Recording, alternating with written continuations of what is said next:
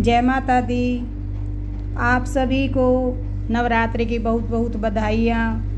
दोस्तों, आज की वीडियो में हम जानेंगे कि नवरात्रि में हम माता रानी को भोग कैसे लगाएं।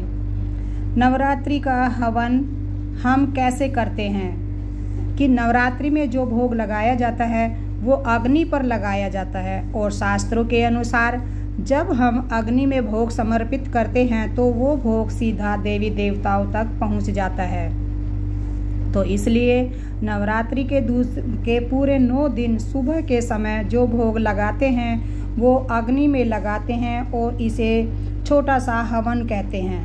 हवन का नाम सुनते ही हम सोचते हैं कि बहुत बड़ी प्रक्रिया होगी, लेकिन ऐसा कुछ भी नहीं है।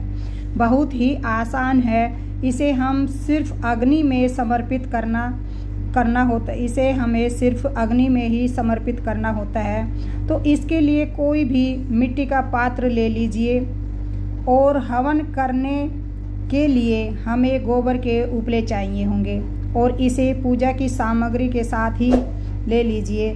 इस उपले को हम आग पर जला लेंगे। उपले को हमें अच्छे से जला लेना है। दिया प्रज्वलित करने के बाद हमें इसको मिट्टी के पात्र में रखना है और इसे हम चौकी के पास रखेंगे और हवन करेंगे। हवन के लिए पहले हमें 2 आहुति घी की समर्पित करेंगे ताकि अग्नि अच्छे से प्रज्वलित हो जाए। उसके बाद लौंग का जोड़ा हमें चढ़ाना है। लौंग को घी में डुबोकर और जय माता दी कहकर हवन में चढ़ा देंगे। उसके बाद जो भी प्रसाद जैसे मिश्री है, पतासा है, चीनी है या जो भी आपने प्रसाद बनाया है माता के लिए उसको हम समर्पित कर देंगे। पान का पत्ता भी अगर हवन में आपने पूजा में रखा है तो हवन में ज़रूर समर्पित करना चाहिए ताकि सभी देवी माँ को समर्पित हो जाए। तो इस तरह हम सभी चीज़ें हवन में डाल देंगे और एक कपूर भी डाल देंगे ताकि अग्नि अच्छे से प्रज्वलित हो जाए। इस तरह से हम हवन करेंगे। नॉर्मली तो हम इतना ही हवन करते हैं और ज़्यादातर सभी घरों में भी ऐसे ही हवन किया जाता है। सुबह के समय ये हवन हमें करना चाहिए। सुबह के समय इस तरह भोग समर्पित करके और थोड़ा सा जल हाथ में लेकर समर्पित करें और हाथ जोड़ लेंगे और दिए से बचाकर रखना है पानी को, यानी कि जल को ताकि दिया बुझ ना जाए।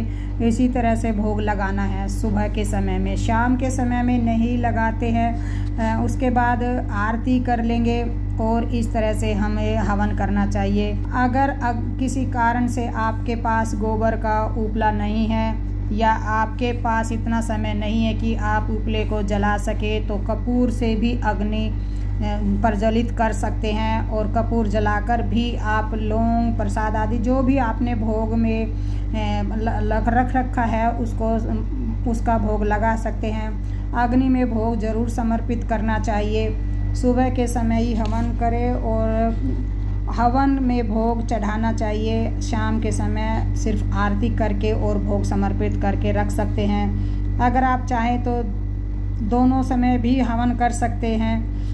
ये आपकी मर्जी और श्रद्धा पर डिपेंड करता है। दोस्तों, नवरात्रि में हवन की ये सरल विधि आपको कैसी लगी कमेंट में ज़रूर बताना। और अगर ये वीडियो आपको पसंद आया हो तो वीडियो को लाइक और शेयर ज़रूर कर देना। और अगर आप मेरे चैनल पर नए हैं और मेरे चैनल को सब्सक्राइब नहीं किया है तो प्लीज़ मेरे चैनल को सब्सक्राइब कीजिए ताकि जब भी मैं अपने चैनल पर कोई भी वीडियो डालूँ तो आपके पास उसका नोटिफिकेशन आ जाए और आप मेरी वीडियो को देख पाएँ।